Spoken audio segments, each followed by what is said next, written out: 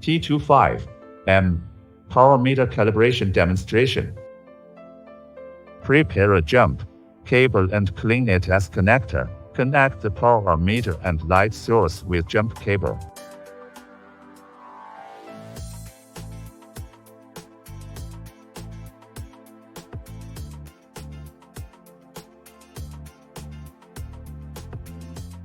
Adjust power meter and light source have same wavelength. Press the key, lambda and backlit simultaneously to enter the adjusting interface. The key, REF, and DB to adjust value. Press the power key to save setting.